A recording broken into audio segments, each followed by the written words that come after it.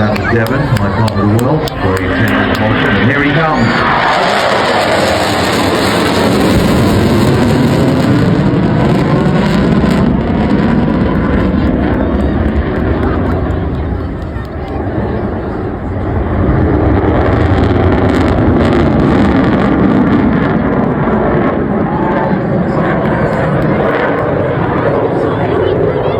As you can see, pulling into the vertical.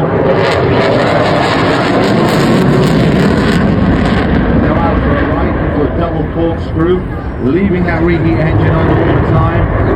Nathan's sustaining, crushing 3/4 there as he's coming through the back of the crowd. And watching the invert of the aircraft. A large amount of seagulls moving through the area. Now watch as he rolls the aircraft back around for us. Straight and level. It's 4.5 generation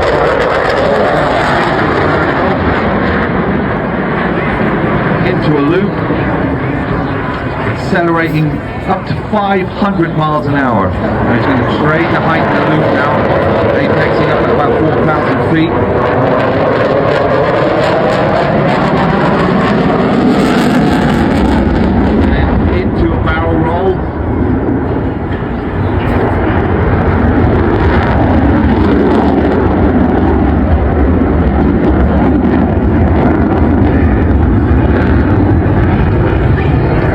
Still sustainable G's all the way around that corner. Watch as he comes back around.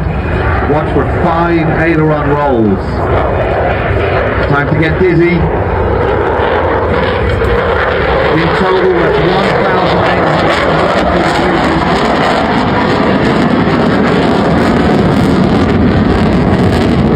And then he breaks away from the ground, pulling out 6G in that turn. These full body G suit helping him to soak up that massive G load. All his sensors ready for the next maneuver.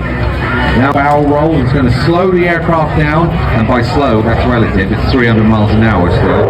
Nathan rolls the aircraft in a graceful barrel roll.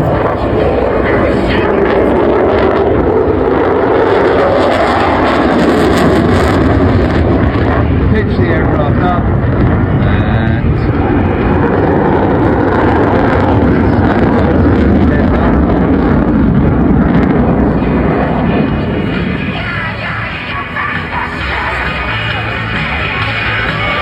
And obviously the cutting edge of technology with the Royal Air Force down in the F-35, the backbone of the Royal Air Force's fleet. It's a 4.5 generation fighter powered by 2 EJ200 engines, and as we can see in full reheat.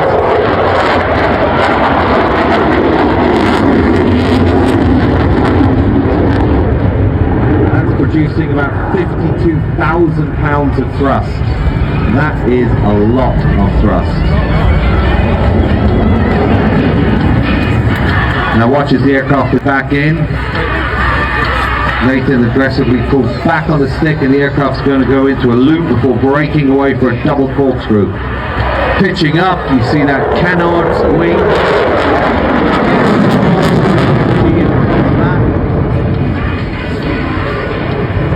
Complete the loop as he comes down.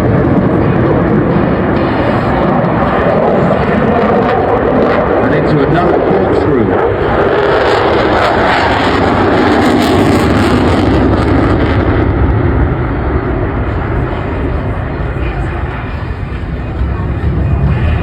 Perfect weather for the flying today. Now he's going to reposition the aircraft to fly down the crowd line. Nathan's going to hold the aircraft in what we call knife edge directly here before rolling the aircraft upside down inverted. Get your cameras ready. Nathan pitches up, rolls into knife edge, and then into inverted.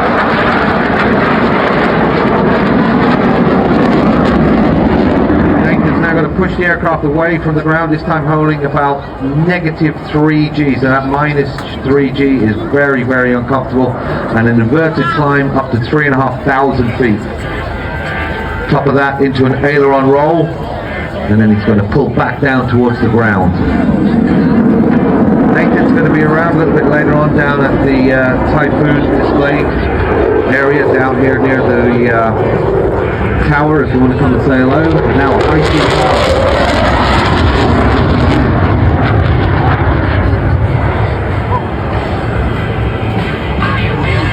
Going through there about 700 miles an hour. That is fast. When he's breaking away there, again he's back on about 9G.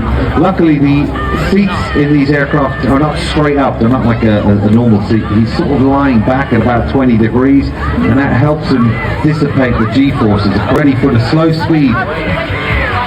Nathan is heading towards us, pitching high alpha.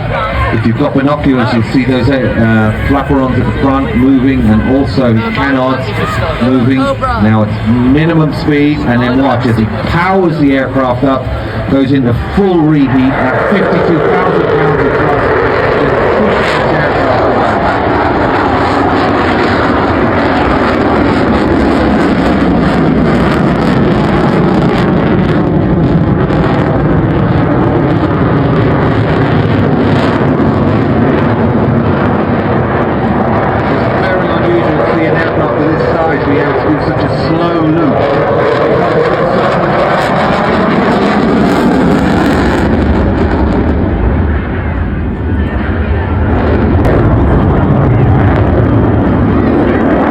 There we go, hesitation rolls, 3 times down.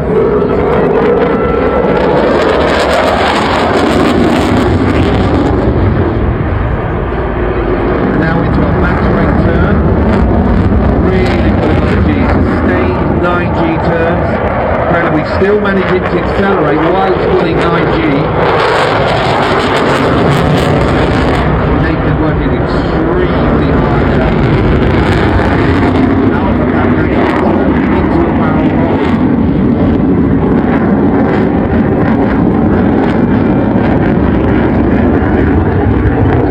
While he's pulling that 9G, he's the same weight as a Formula 1 car. That's how much weight looks like a Formula 1 car sitting on his chest.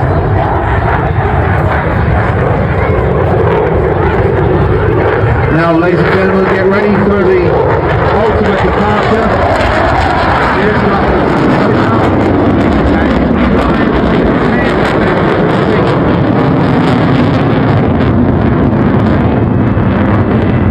and that is the end of the first act in Blackpool's display for 2005, the Royal Air Force Typhoon.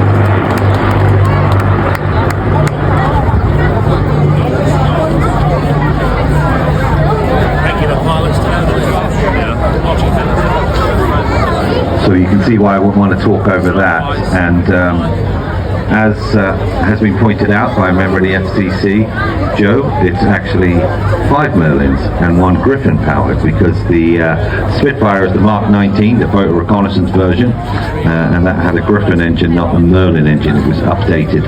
Anything after a Mark 12 had a Griffin engine in it. Where would we be without the FCC and their years of knowledge? 5 Merlin engines. I'll explain it.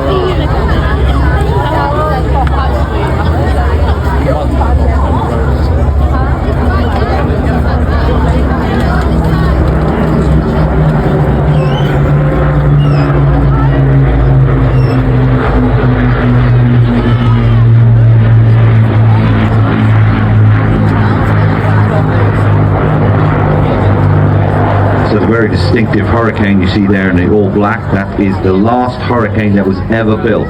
There was about 14,533 built, and this one rolled off the Hawker production line in Langley and Bucks in July of 1944. And inscribed on the airframe is the last of the many. It's got it on its port and starboard side. Now, obviously, people knew this was an important aircraft, and they were very keen to make sure it didn't disappear. So Hawker purchased the aircraft back from the Air Ministry, and they kept it in storage at Langley. In 1950, the aircraft was entered into the King's Cup Air Race by Her Royal Highness Princess Margaret, and it was flown by none other than Group Captain Peter Townsend, and he achieved second place in this aircraft.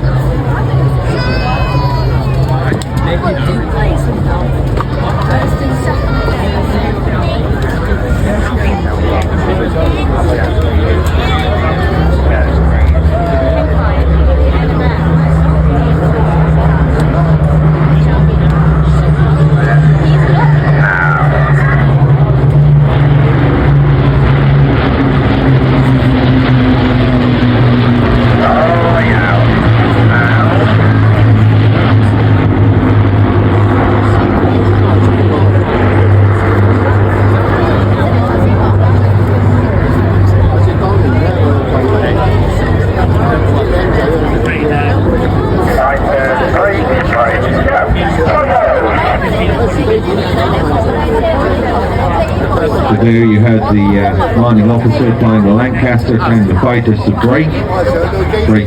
They'll come back in as the Lancaster moves off to the right. As I said, this Hurricane was then raced by Peter Townsend, where he got second place in the King's Cup Air Race.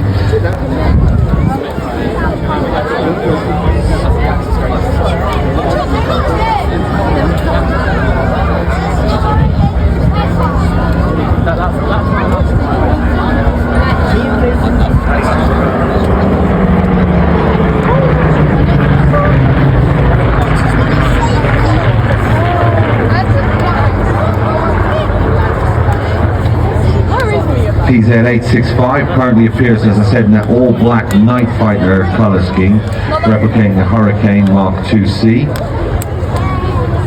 That aircraft was BE-634. It was with 247 Squadron. The Squadron's Hurricanes were used for night air defence, and also in the west of the country, and also for night intruder operations against targets in northwestern France. France issues to get annoyed with he never told me absolutely. He still doesn't. Oh yeah, that's how you know Francis issues. I never get told that. No, you take the piss out of him, he doesn't say anything. Like, I say one thing about you,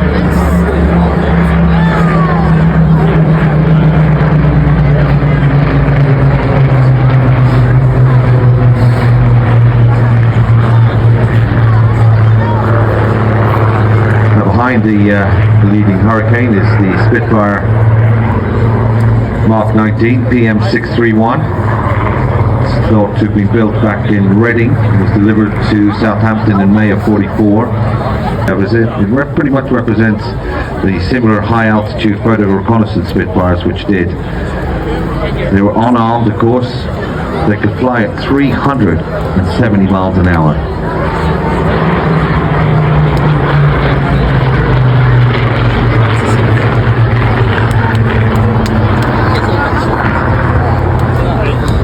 So the main armament was actually speed. They'd fly up to 40,000 feet. They had a fully pressurized cockpit and a range of about 1,500 miles. Could cover vast swathes of northern France, where they did amazing work preparing for the D-Day invasions.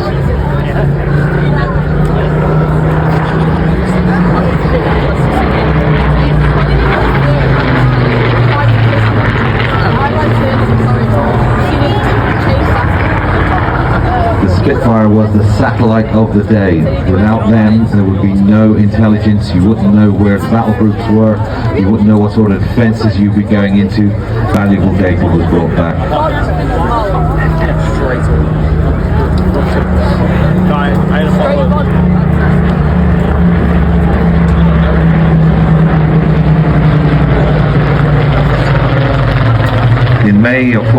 it was issued to 203 Advanced Flying School, and there it was modified for meteorological work.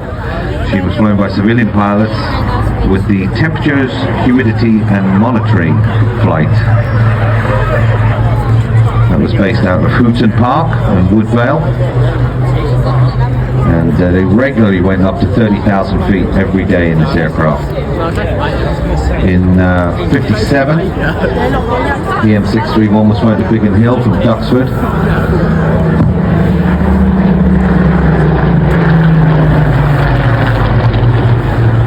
By World War II Fighter Ace Group Captain Jamie Rankin.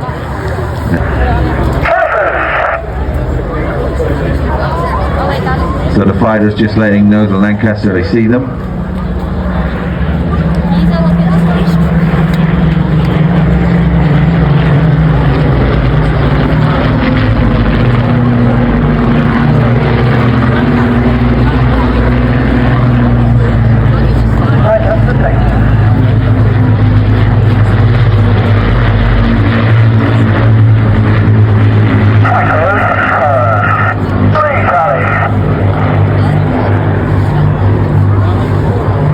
I hope you got that on video.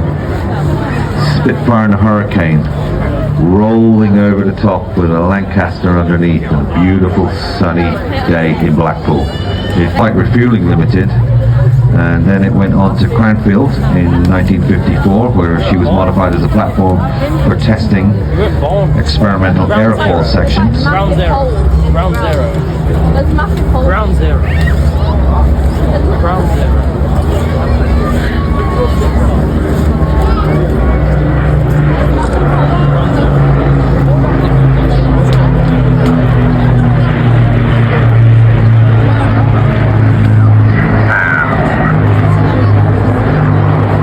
In April of 64, it was adopted by the Air Historical Branch for static display originally at the RAF Museum. She was flown to Henlow for storage to await the opening of the museum.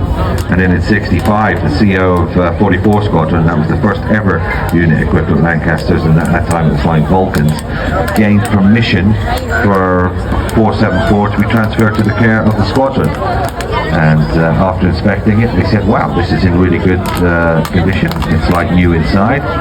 And it was allowed to fly over there. Then got refurbished, joined the Battle of Britain Memorial, representing other aircraft, but the city of Lincoln always stays on the nose.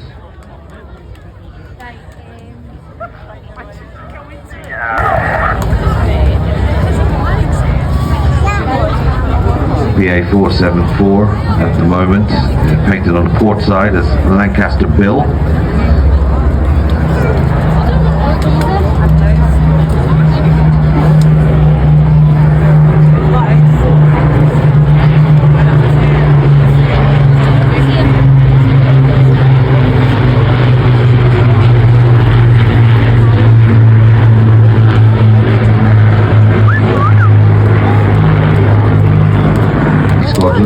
Code letters VN, VNT.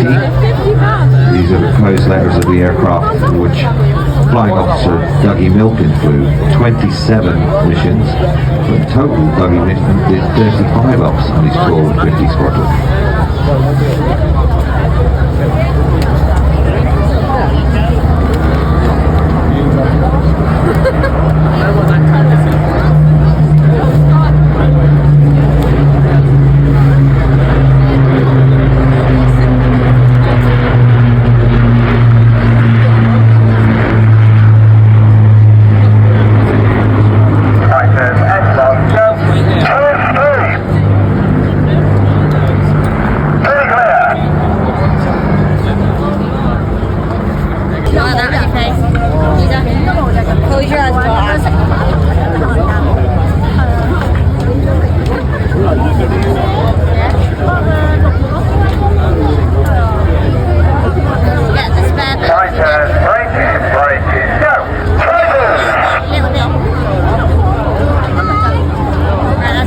Ladies and gentlemen, the Battle of Britain Memorial Flight, final pass.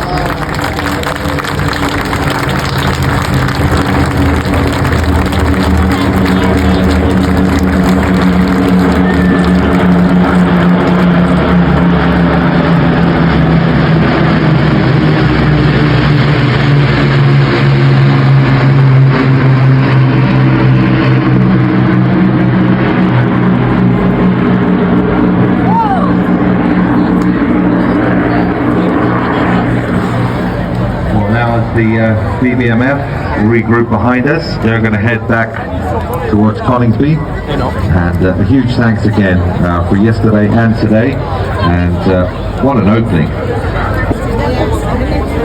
So here they come from your right hand side. You can see them appearing over the pier. It's the Flying Comrades.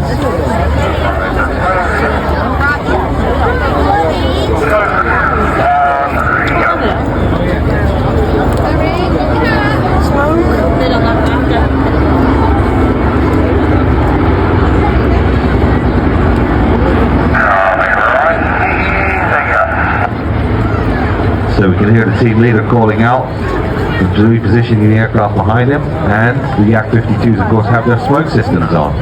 These smoke systems are performed by using the heat of the exhaust, and it is all fully biodegradable.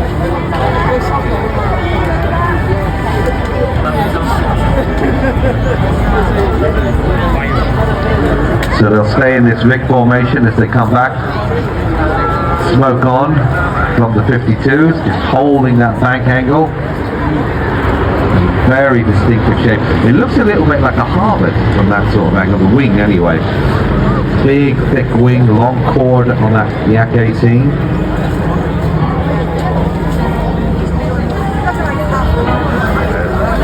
Oh, I see what you've done there. Okay, blushka, blushka, blushka. Very good. So, good camera shot coming up soon.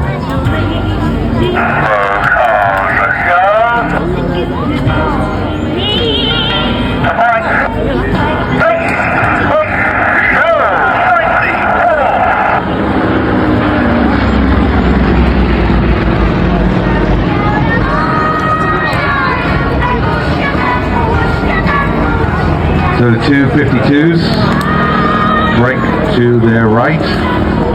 Flying that 3 slot is Tom Turner, the silver and red, the Yak-52. Coming back in now is the Yak-18, as I said. It does share a lot of systems with the 52. And this one, the Yak-18T, a common model.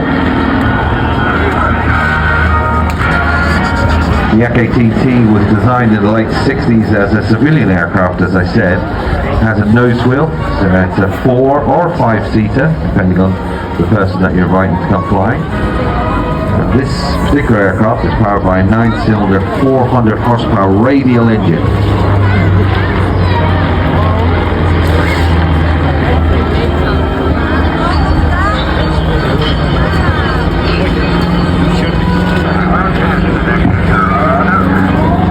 As you can see, a very capable aircraft in aerobatics, although you don't want to be upside down too long, because it's got about a 2-minute window, about a minute and a half to say, before the fuel in the carburetor runs out. Straight up into a loop. It's such a solid aircraft to fly, even though you can see underneath the wings that the wheels are sort of hanging out, and they're meant to do that, it's not broken. They sort of protrude by about 20-25%. I once talked to a Russian instructor in Gennady Elfimov, and he told me, he said, well, because we were having so many crashes, we thought it would be a good idea to try and save the wing by having some of the wheel still sticking out, and it does actually work as well. But if you have to do a wheels up landing, really you can never do a wheels up landing on a Yak-52, because they'll always have the wheels hanging down a little bit. The Yak-52 has some peculiar quirks. Most Western aircraft, the propeller will rotate clockwise, but in the 52 it's anti-clockwise. You've got to be used to brake sparingly when you're taxiing with this aircraft.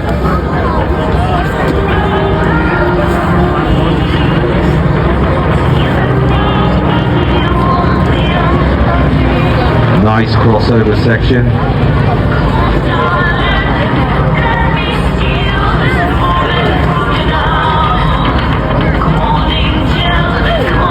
Alex doing a great job with the Singleton. He's going to join up with Tom and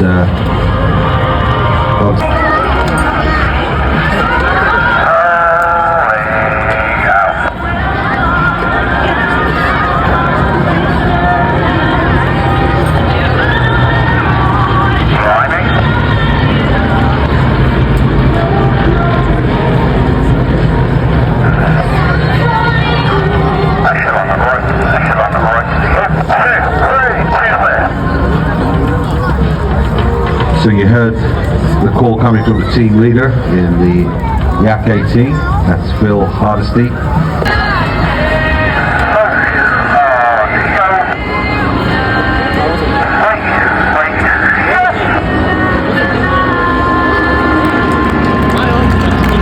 Ladies and gentlemen, the Flying Comrades,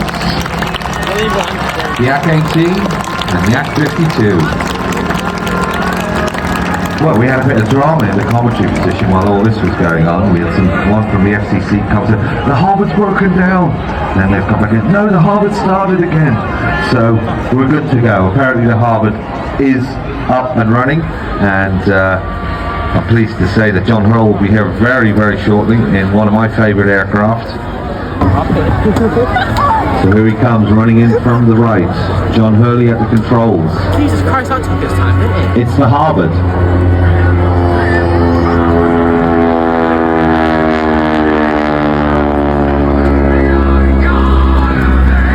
And that noise you hear, the Harvard bark it's called, is the very tip-top of the propeller going supersonic. So it puts out that very distinctive noise. And then when it's flying away from you, you get the sound of that beautiful Pratt & Whitney radial engine. Sounds glorious.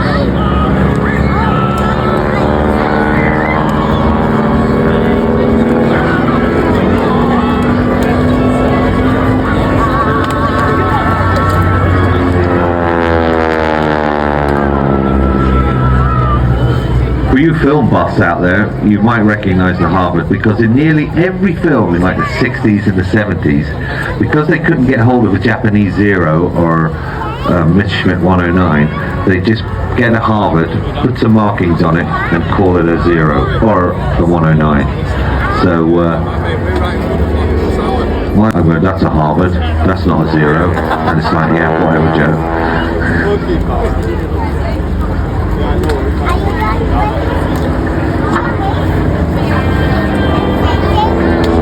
So this Harvard is privately owned by Captain Greg Corley. He's an EasyJet training captain.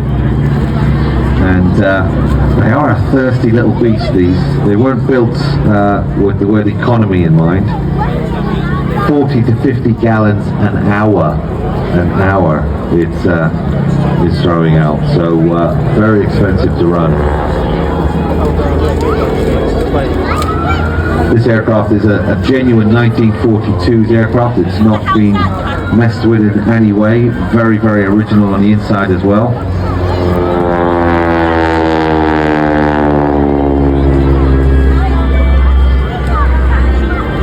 And as you can see, a very heavy aircraft, and ponderous, I suppose is the word you'd use, but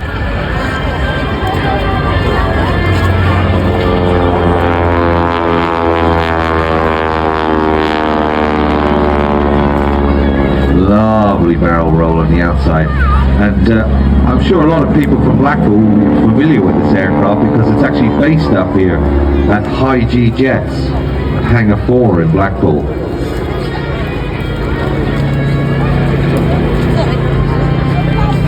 Richard Goodwin and the Muscle Pits. Side slipping at 100 feet. Cross control, smoke on. Now he levels the aircraft out.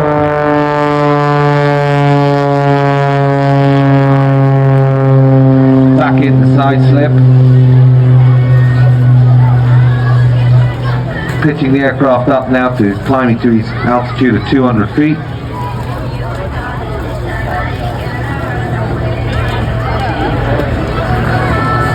Little check on the controls and straight into the snap rolls. 2.5 snaps, inverted climbing downwards towards away from the crowd.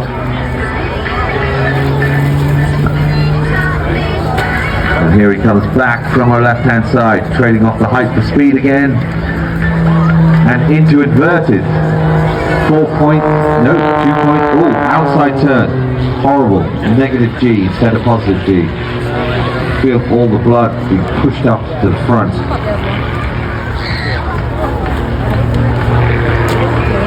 And there he goes, snap rolling the aircraft in the climb.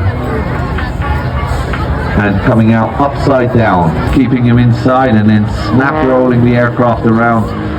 The aircraft can roll about 400 degrees a second, so that's more than one revolution in a second. Watch now as it goes up into the inverted and just pushes over negative G at the top, staying upside down. Super uncomfortable. Makes it look so easy. Richard is very, very fit. He spends a lot of time in the gym, and you have to build up this G tolerance so that your body can take it when you're going through these punishing maneuvers. And unlike the Typhoon that we saw earlier that was pulling all that G, Richard does not have any G suit to assist him with it, so it's pure muscle memory. And then there you go, another negative push out. Oh, very, very uncomfortable just looking at it. Snap rolling the aircraft down, 2.5 revolutions, and out to our right hand side. And then another wing over underneath him, a double wing over as he comes back down. Other aerodynamics alterations that have been done to this aircraft include the control surfaces. So the ailerons, which give him his roll, are normally on a pitch just on the bottom wing, but as you can see as he snap rolls the aircraft around at the top and goes into a bit of a launch-evac, he has 2 sets of ailerons on the top wing and the bottom wing. Gives him very, very good roll authority. And there you go, again, that negative G push out, hugely uncomfortable.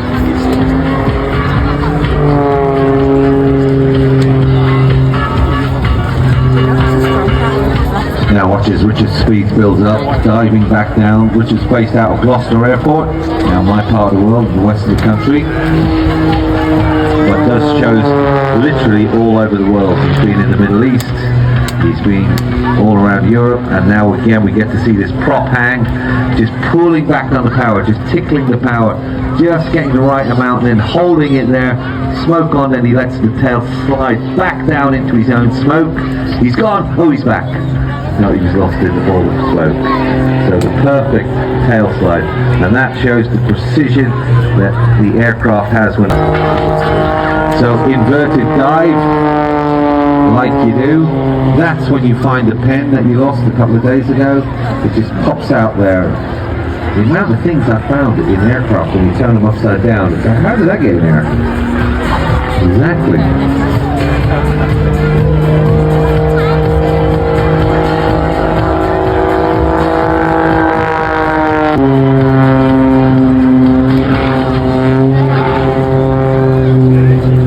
So again, liberal use of the rudder in that turn as he snap rolls the aircraft around.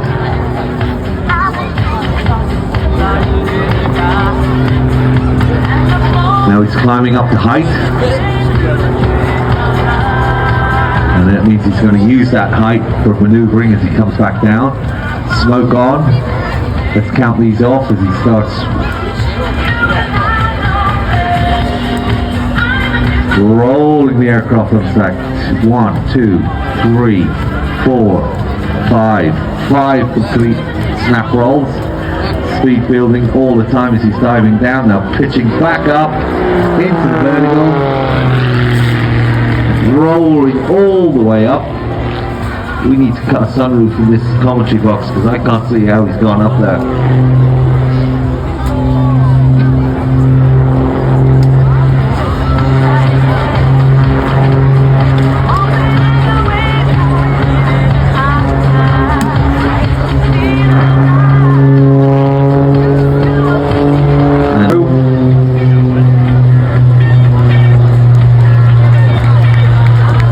Give him a wave because I can assure you he can see you in that cockpit. He's using the visual cues as he heads out to the left hand side. Back down from his 100 feet. Tumbling the aircraft again forward. Nose down, picking up the display line again as he races in. Speed building up to about 300 miles an hour. He's coming down in the dive. And then pulling back on the throttle at the bottom there. And watch now as he brings the aircraft up into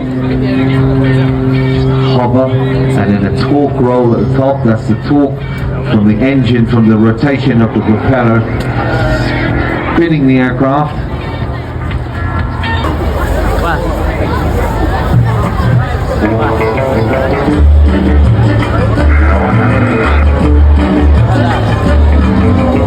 Coming over now.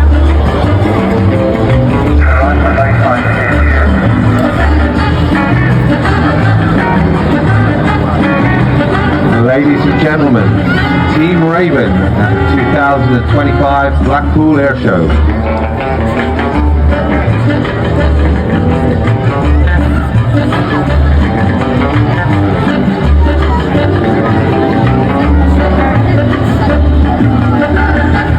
So as I said, leading in the team was Simon Fitzgerald, he's number 2. Patrick Wilson, he's the newest member of the team. Patrick grew up in the backseat of aerobatic aircraft. So watch as they come back from the left.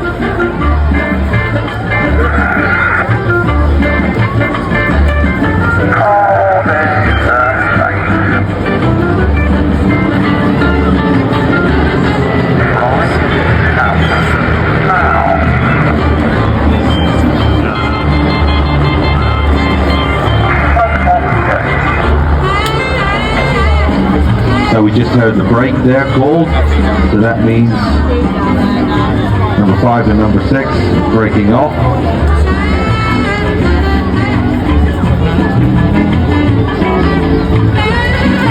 And they'll now come back.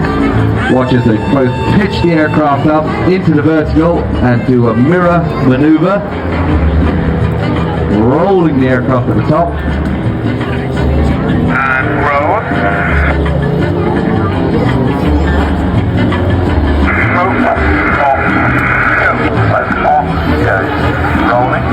See, it's like a real powerhouse.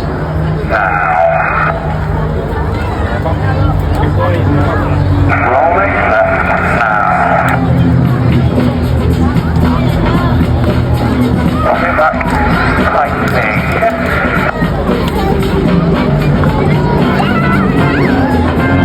And letting it out. Follow your force, focus on. Now watch as they come towards you, get your cameras ready, they'll get ready for a break.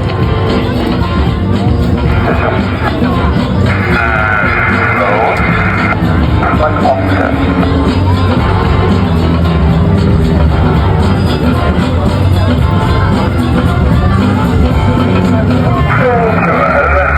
Rolling out.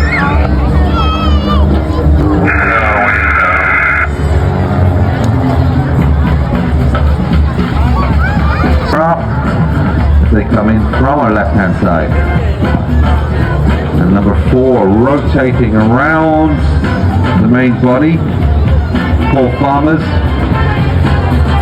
fights professionally as a chief pilot and FAR commander of the Watch and Rescue Base at St Athens in northern Wales.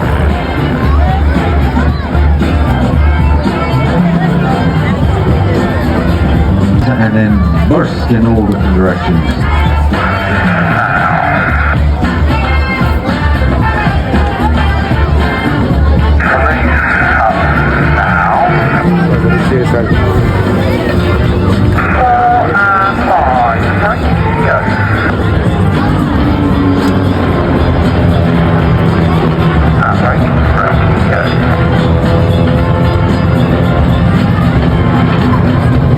So as they fill the sky, you can hear the team leader calling out the break, and now they all have to rejoin again. So the Orbi-8, as I said, a home-built aircraft and very, very comfortable to fly. It's a good tourer. It's got good range. And also, you can have a side-by-side variant, so it's the same airframe, but instead of having the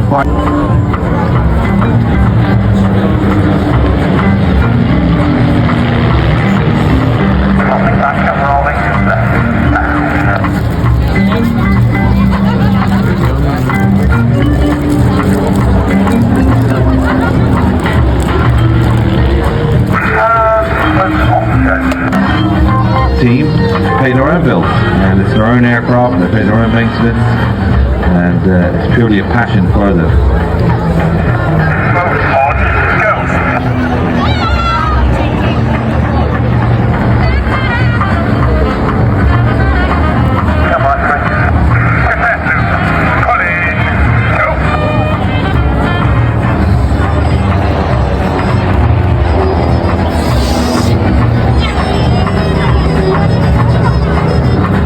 Back in the crowd center.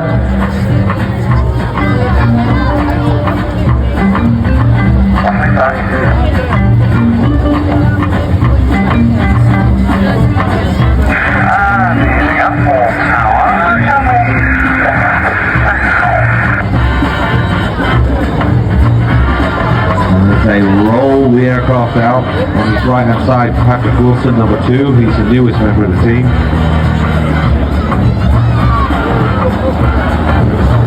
Patrick started his career in aviation as an engineer on corporate jets. Extend their heart to you. Thankfully the wind is not going to blow it away.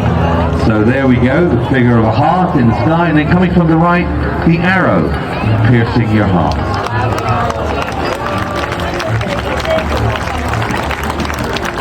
Yesterday, when the Red Arrows did that, somebody proposed to somebody. That's true. Rolling out. Now, power easing up.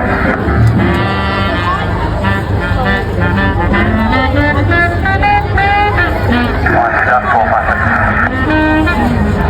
Flick off, okay? Raven visual Catalina. So ladies and gentlemen, get ready for the Raven Cascade.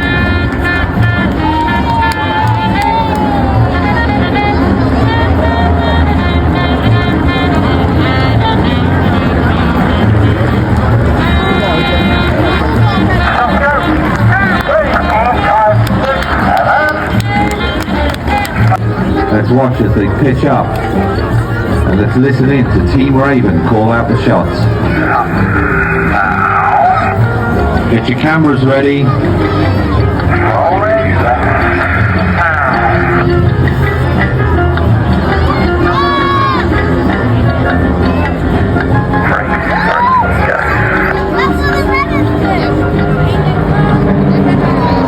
Ladies and gentlemen, Team Raven. Thank you very much, guys. Safe flight back to Blackpool, and then they'll be heading off back down towards Swansea and Cardiff. Right, the very distinctive shape of the PBY Catalina.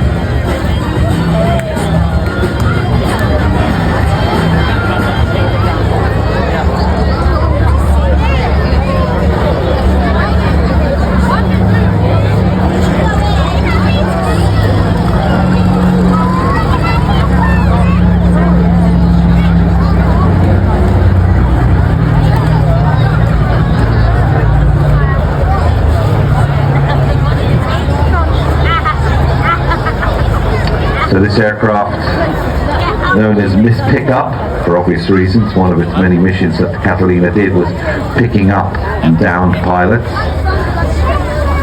Based out of Duxford, and it's a conglomerate of people that have come together to save this aircraft.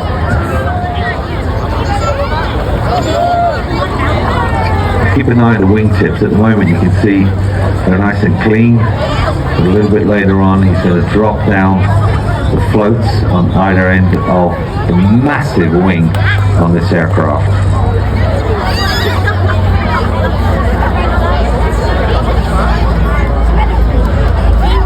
Catalina is arguably the most famous and successful flying boat ever built.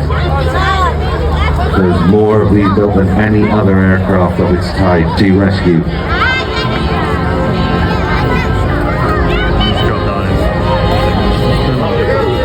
Known as the Catalina, or the PBY as it was known to the US Navy, it was closely involved in many historical actions in the Second World War. Pearl Harbor, the interception of the Bismarck, where it was finally sunk, and the sinking of numerous U-boats.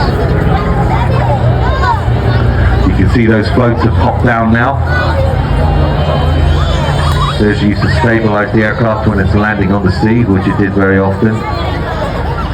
Well, unfortunately, this aircraft does not land on the sea anymore. It's fully capable of landing on the sea, but if you subjected that airframe to salt water, it would just hesitate. It would speed up its demise, and it takes a lot of cleaning to get all that salt water off after it's landed. So it will land on a lake, fresh water, but we don't see the Catalina, this one particularly, land on the water anymore.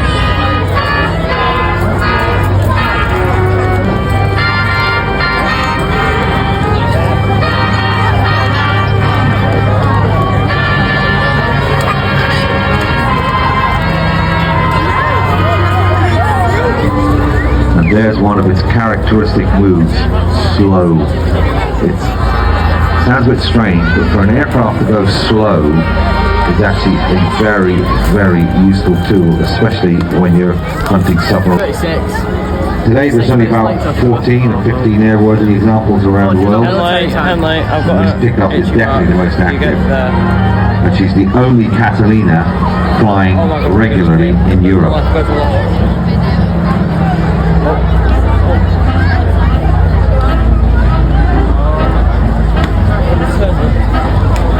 2023, it was the aircraft's 80th birthday. She was built by the Canadian Vickers Company in Quebec for the Royal Canadian Air Force back in 1943.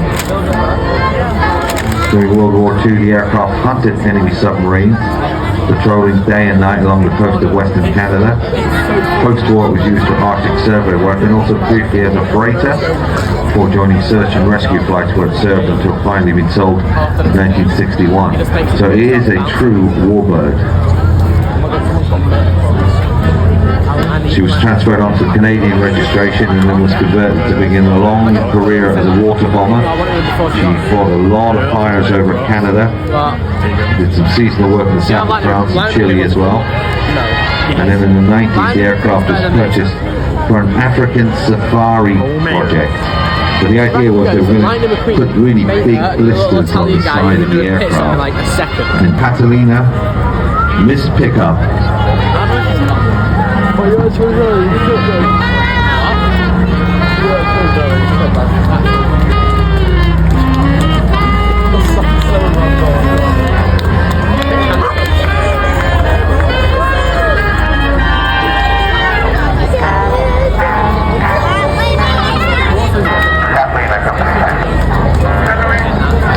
So that's Catalina signing off, heading out. Really great to see that aircraft still flying. And if you want to join the Catalina Society and get involved with it, it's catalina.org.uk. Listen in for Dave Barrell, who's leading the show.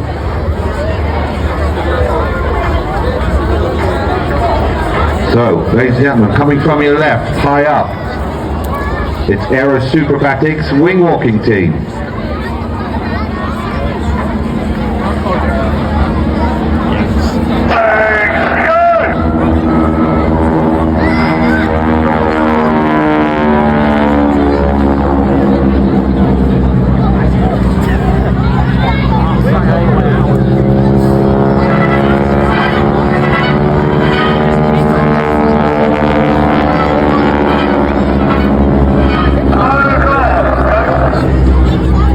So as you can see, the girls are actually upside down on the top of the wing, and you'll see them rotate very quickly as they start to get the right way up.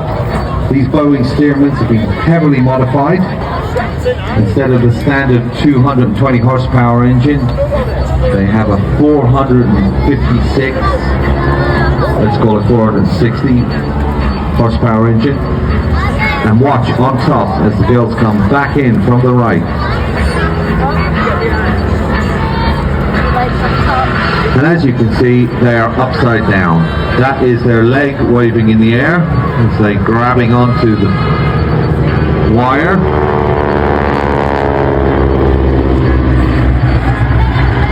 Now keep an eye on the girls as they head out. Beautifully silhouetted. See they're upside down? Watch this. There they go. They just flipped around. They just moved all the way back to being the right side up. Get ready for the B break. Good photo opportunity.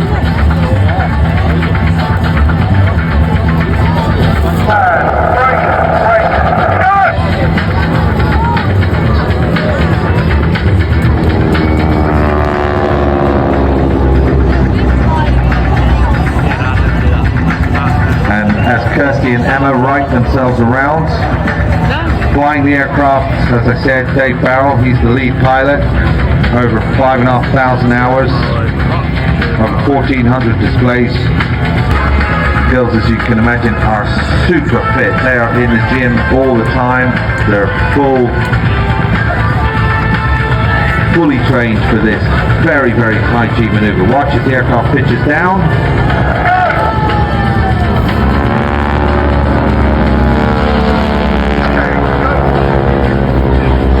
And as you can see, Kirsten and Emma both raising their leg as they're subjected to 4G. So it won't be surprising to know that they're both acrobats. They worked in circus and dance and very gymnastic.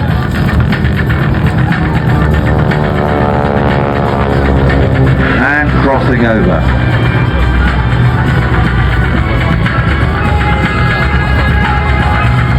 Again, staying on the side until they flip themselves around the right way. Ready as they come rolling in. Now they're going to build up their speed, and the aircraft are going to roll with the aircraft, with the ladies on top. Watch, pitching up and rolling upside down.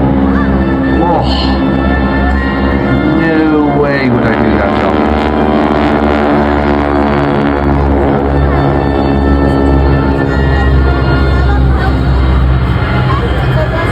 Today is your day. Just keep the binoculars on the girls on the top of the wing.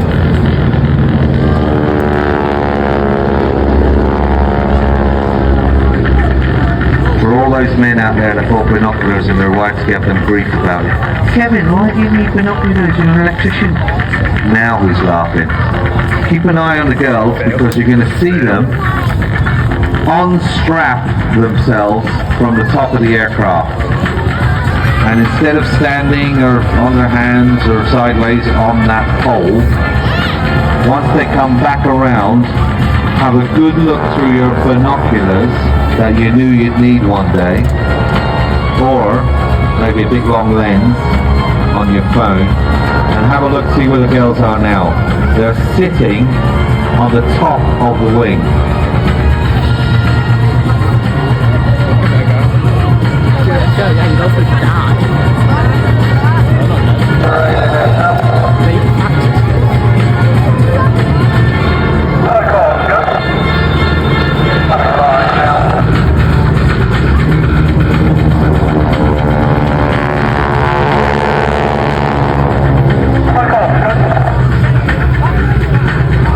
I would love to have been in the interview when those girls come in and they said, so what's the job?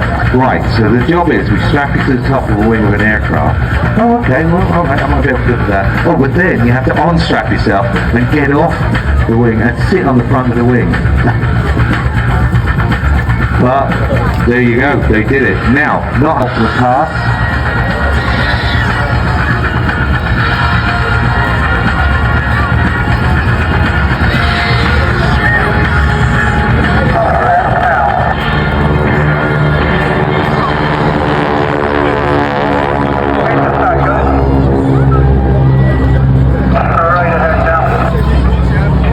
So watch as their final pass comes up. They're going to still head out towards sea and then turn gently to our right hand side, and then the girls will finally come around. And as I said, both of them are trained dancers, and I can never say the word abaresque or ababisque or something. It's some sort of ballet maneuver where you basically grab your ankle at the back and you pull your leg up towards your back. If you know how to say that, send it to me on Instagram at Joe Airshow. But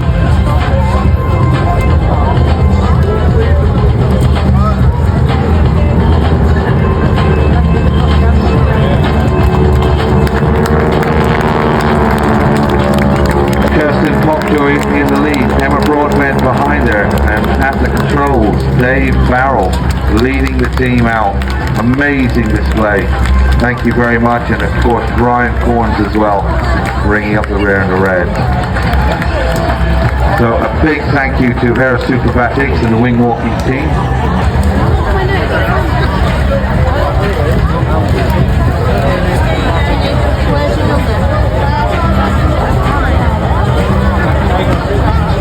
So now, coming from your right hand side, ladies and gentlemen, it's the Strike Master pair.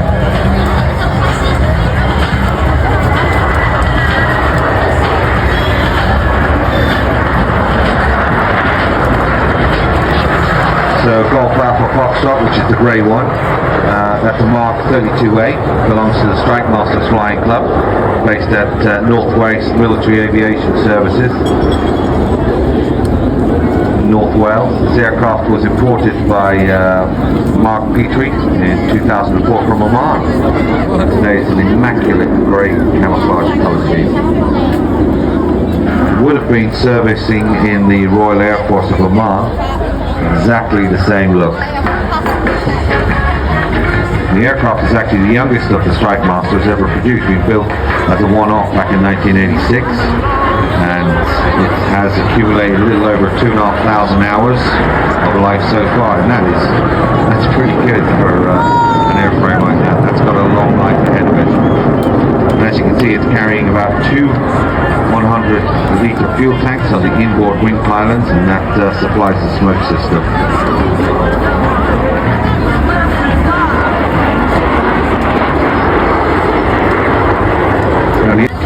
From the 1972 area.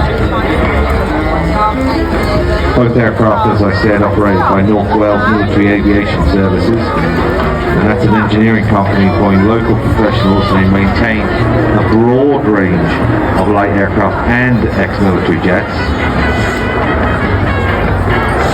Thoroughbred Welsh company, who are achieving considerable success, and they have a well-deserved worldwide reputation as experts on Strike Masters.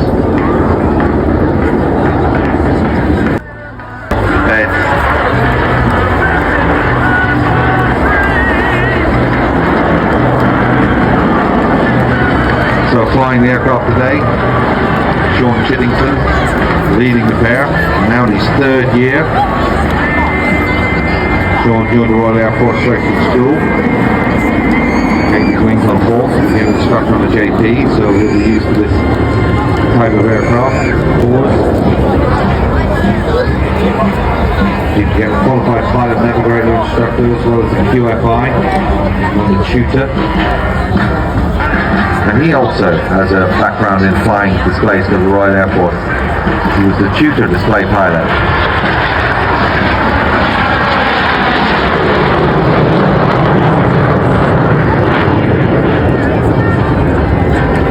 Like I said, believe it or not, if you want to go flying one of these, you actually can. These actual aircraft. There's a company called Jet Legends, part of Aero Legends, and the first operator to be given UKCA approval to fly passengers in these jets.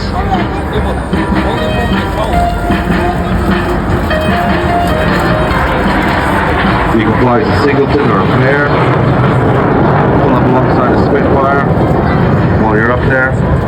So far apparently 200 people have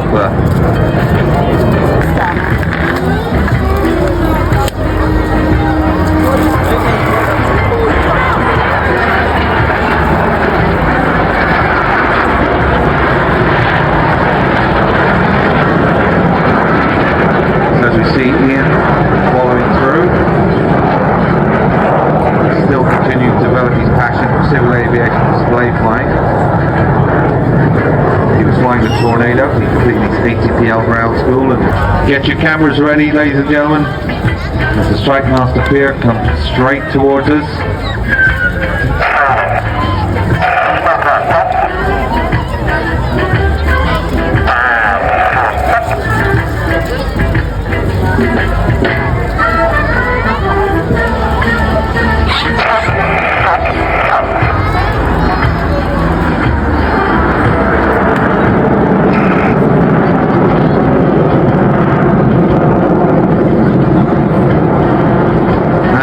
pitching up and heading out to the left field.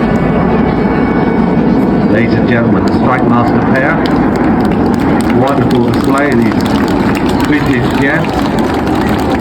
Thanks to Ian and Sean for a wonderful display. So, very abrupt maneuvers as well. Yesterday, when we had 30 knot gusting winds, it absolutely lapped it up. It likes it when it's windy because it gets a lot more air flowing over the rotor, so that makes it a lot more maneuverable, and it had no problem operating in some very difficult conditions. I can hear it coming from my right. Ladies and gentlemen, it's the Calidus Auto Gyro.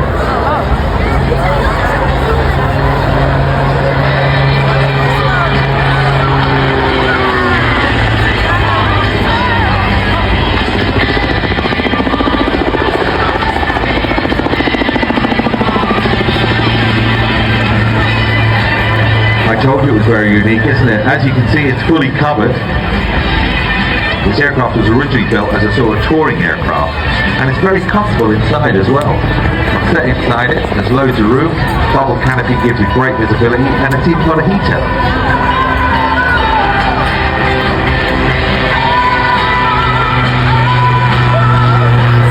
You see what I mean by once it comes downwind, it really does speed up. Very responsive on the controls, and that whole rotor blade flapping around on top, that's just free lift, baby. Friday night when I was driving up here, it's been 7 hours on the M5 and the M6. And as you can see, responds very well to the rudder. Look at the tail rudder at the back. He's using his feet to get the aircraft to swing.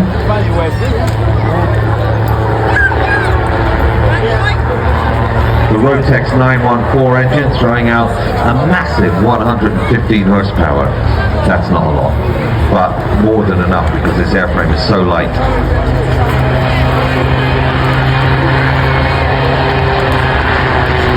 This aircraft was designed back in 2009. Certified by the CAA as late as 2011. But over 1,000 of these have been made and sold worldwide.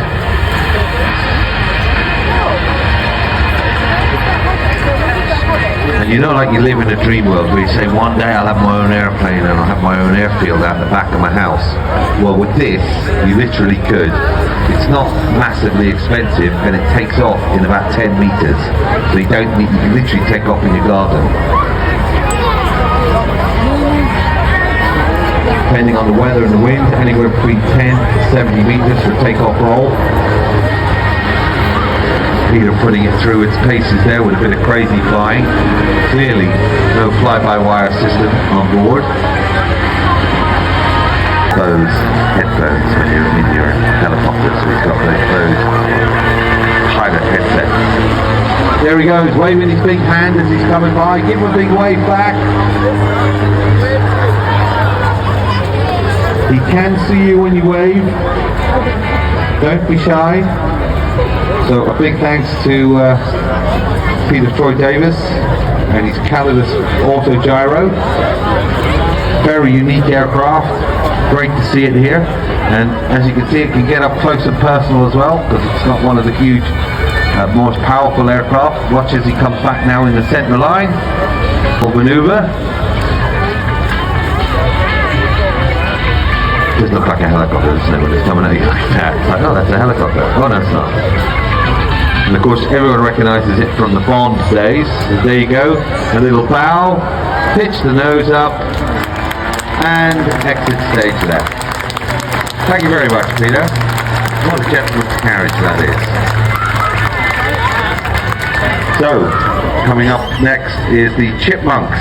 Now, I've got a lot of time for Chipmunks. I served in the Air Training Corps, and this was my first ever introduction to flying, was a Chipmunk.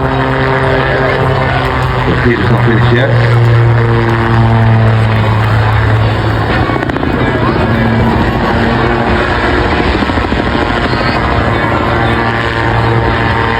One of my favorite aircraft, the Chipmunk. Great aircraft. Also got a message coming from Libby Ross. Libby Ross wants to say happy 9th birthday to Corey Ross from Greenock. He's been coming to the airshow for the last 4 years. What, he's 9? He's been coming here since he was like 5. Wow, that's pretty impressive. Long may it continue. And also from Lauren wants to say a shout out for Jamie John Simpson. He's just had his birthday and he's also 9. They're down next to the beach house. I've got to keep much more careful about what I was saying. Cancelled it out.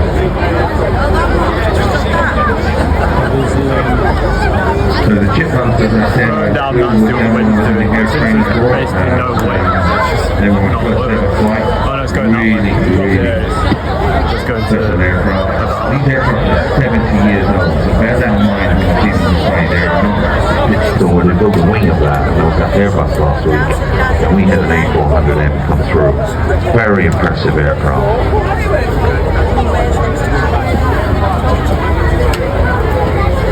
Myas wants to have a shout out to a 4-year-old son Harley, who's at the airshow for the first time, and he loved the Lancaster and the red arrows. Well, the red arrows are still coming up, Harley, so you hang on there. So here they come, running in from the right for the one and only pass for Chipmunk pair. John Hurl at the controls leading them.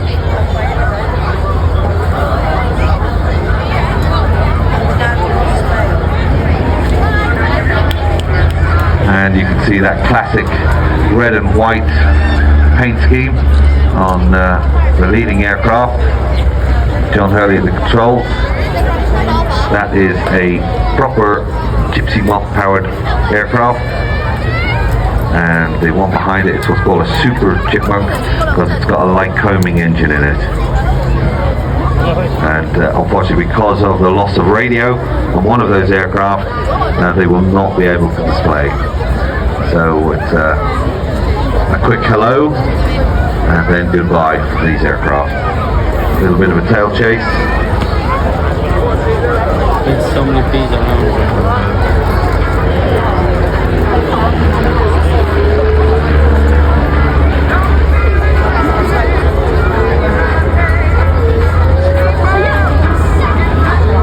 And now he's pulling up. John's pulling the aircraft up, getting a little bit of height.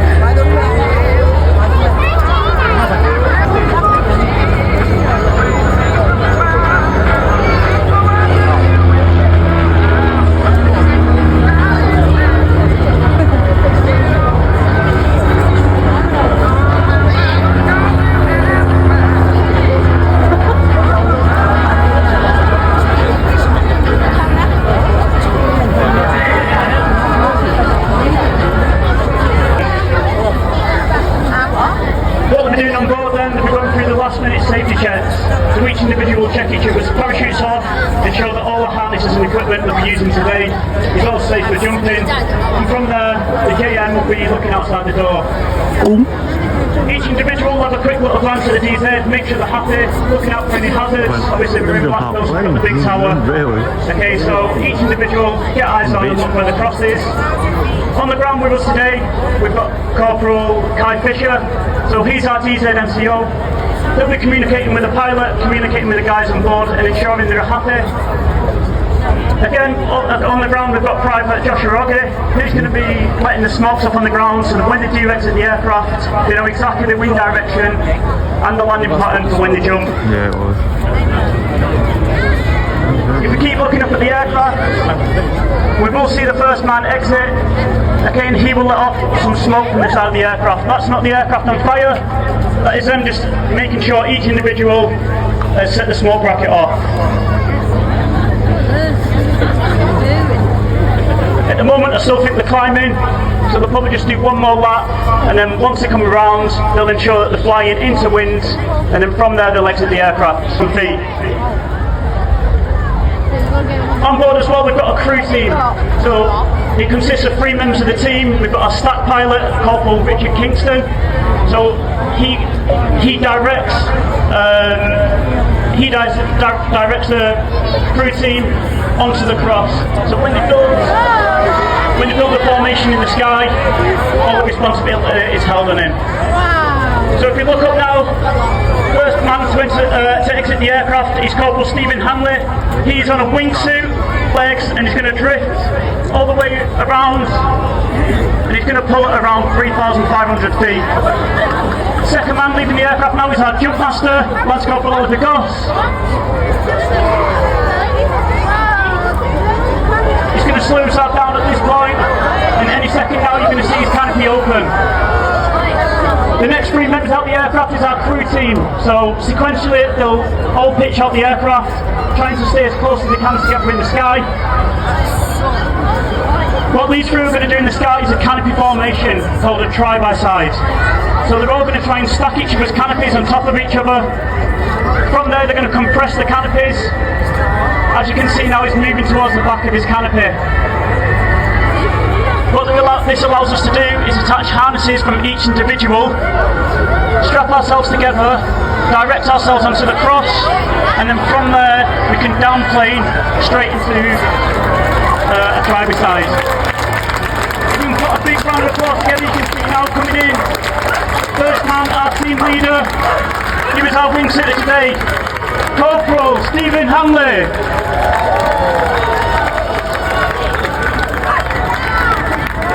As you can see as well in the sky, we have Corporal Henry Moe. He's our big flag flyer, so the flag is actually 7,000 square foot. It has to be jumped on a tandem rig, and you can see he needs to stay upwind. It's really hard to control. Behind him, as you can see now as well, we've got our crew team and our cameraman following him behind. So our cameraman is Oliver Goss. The crew team is now going to direct the canopy formation towards the DZ. Next down, we've got Private Oliver Hobbs, so a big round of applause for our Blackpool flag flyer. He's now on his downwind. He's going to turn his canopy slightly, he's going to pull in his front risers, gather as much speed as possible, okay, and land safely on the cross. Big round of applause, Private Oliver Hobbs. So if we keep looking into the sky now, we've still got 5 members in the air. We've got Heavy Mole on our big flag. He's safely trying to keep this flag upwind as much as he can and drifting it towards the cross. On his right hand side we've got the try-by-sides, so they're just going to hold in this position. At the moment they're strapped together by harnesses. In the centre we've got Corporal Richard Kingston. On either side now he's attached by the hip by a harness, and he's directing both crew pilots towards the centre. Once he's happy, he's then going to downplane all 3 canopies. So listen out for the commands. You'll hear him scream. On either side of him now they're going to direct the centre canopy, and they're going to split around 300 feet. As soon as they split, perfect opportunity for some good photos. Big round of applause.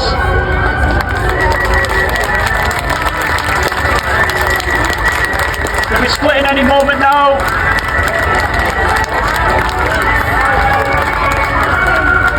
Perfect. So we've got Richard Kingston, he's our stat pilot in the centre, landing in the middle. On the right hand side we've got Corporal Brian Mull, and on his left hand side we've got Corporal Cameron Clark. Our big flag flyer, Corporal Henry Mull. Obviously it's a little bit tougher landing on the sand, the big flag and all that way. Last man down to the ground, we've got our cameraman, Corporal Oliver Goss.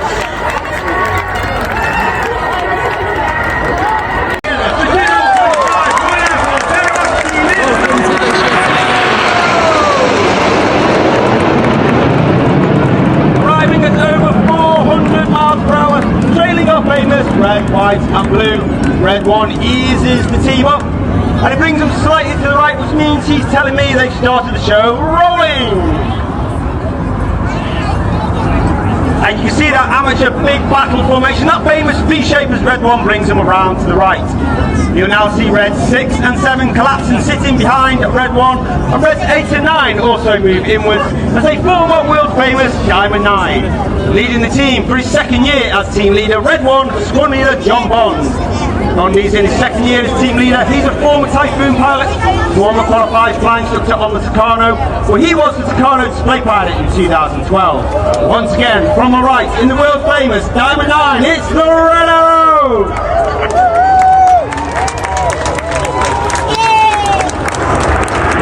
On the right hand side of Red 1 is Red 2, Flight Lieutenant Rob Thomas. Rob is in his first year of the team, uniquely in the squad.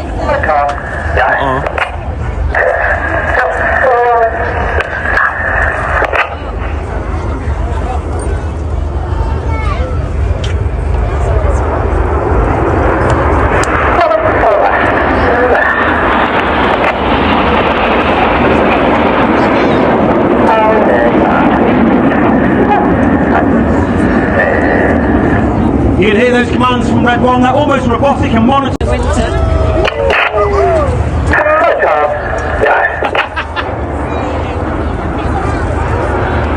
On the left hand side of that centre stem is Red 3, Flight Lieutenant Andrew McEwen, known as Hacker. Hacker is also in his first year on the team. He used to fly the AV-8B, it's a Harrier variant when he was on exchange with the United States Marine Corps, before then coming back and then joining the F-35B, the Lightning, the newest 5th generation fighter of the Royal Navy. To those 20 years of Typhoon display team, from the right, Typhoon roll.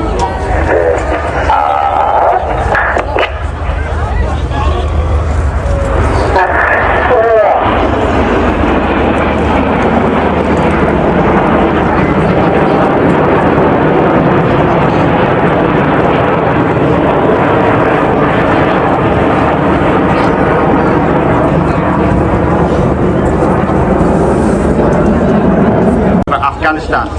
As they come in from the front, from the left hand side, the smoke comes on with a nod to the Royal Air Force capability in space. This is Apollo.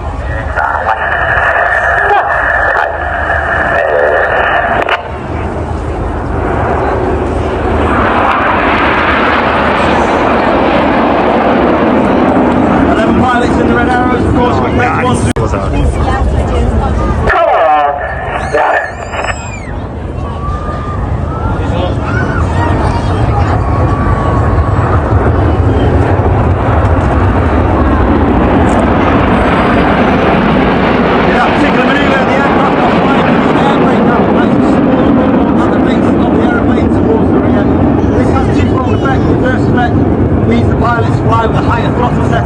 Cameras ready, it's that time! It's tornado time!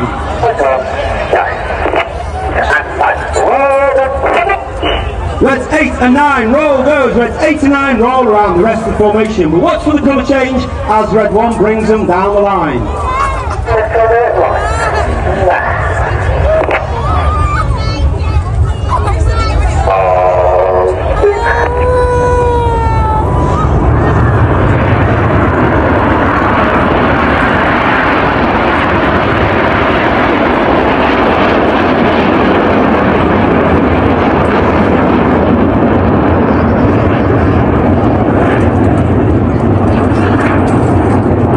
The smoke comes on, get your cameras ready, in the Diamond 9, it's the 2025, it's the Red Arrows.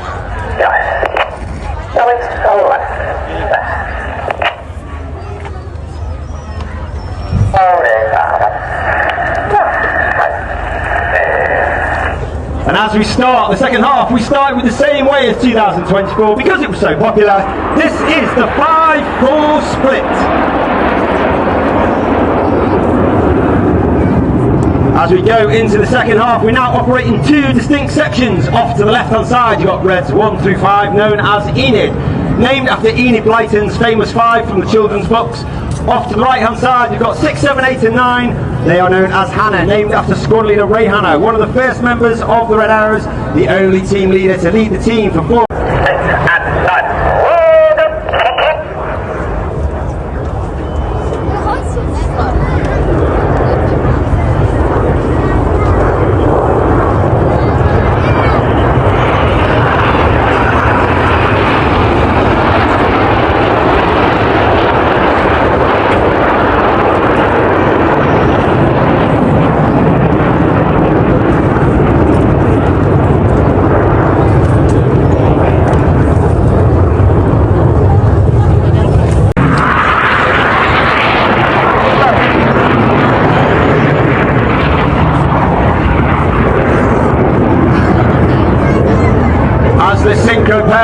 directly to our front. Look to your right hand side, you can see Enid running back in, the nose lights twinkling in the distance. Get down is what Red 1 says, and they form the inverted V. Looking to your left hand side, you're looking for Red 9. He's diving down to only 100 feet above the sea. He has a speed of over 500 miles per hour as he performs the Goose.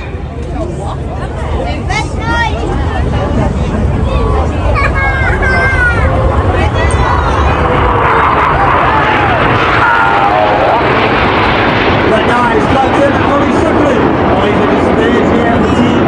He's a 4. The double rolls.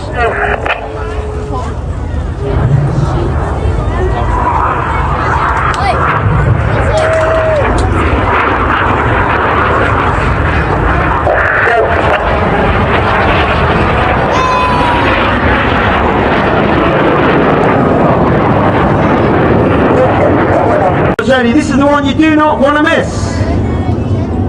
The smoke comes on for the world famous Synchro Heart.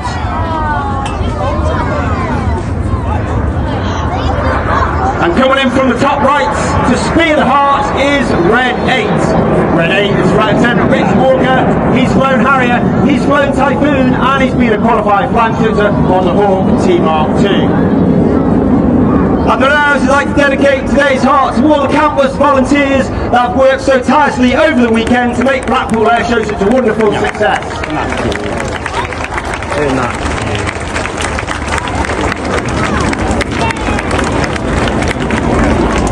Across in the middle as they perform the manoeuvre called the Circus.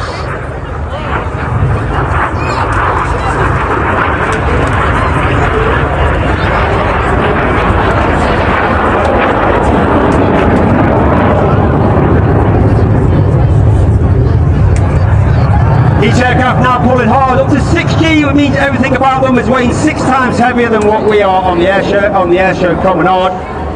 The red goes to blue, the blue goes to red. Red 7 now on our left hand side, red 6 onto our right hand side as they pass, completing the manoeuvre called the Circus.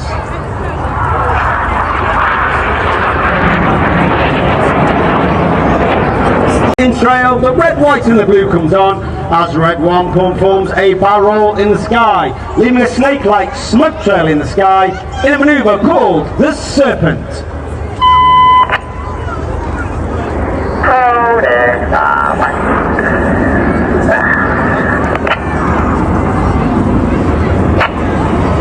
That's another good opportunity to see our famous red, white and blue. That is only capable due to the smoke pod under the belly of the aeroplane.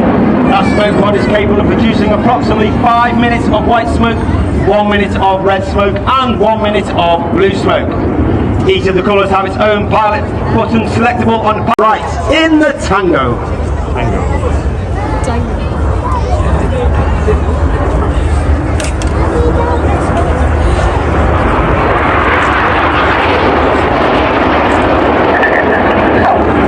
As Enid leaves to the front left 45, coming in from the left, red 6 and 9, from the right 7 and 8. Red 6 and 9 roll inverted, 7 and 8 from the right hand side in one of our newest manoeuvres for 2025. This is Chainsaw.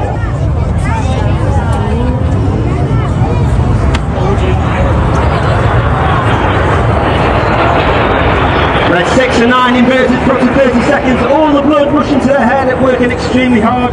Conversely, now they turn the show.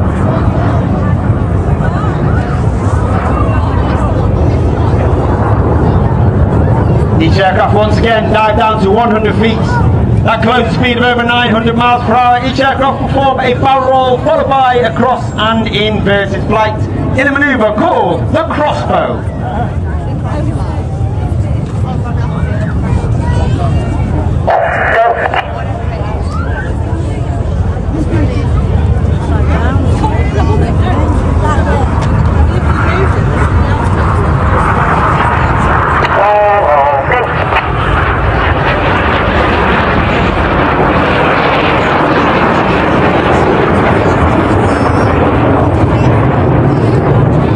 Six, 8 and 9, red and blue roll around the smoke of red 6.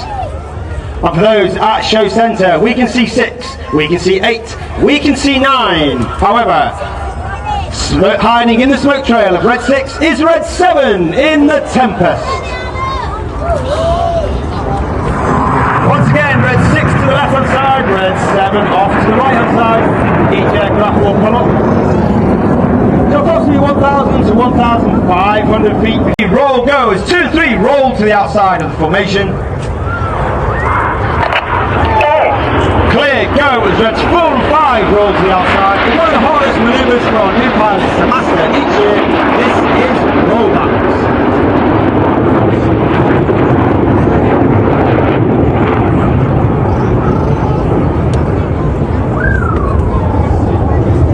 And 9. The smoke somewhat comes on. Get your cameras ready. Because ladies and gentlemen, boys and girls, it's been an honour and a pleasure. Please put your hands together for the 2025 Royal Air Force Aerobatic Team. It's the Red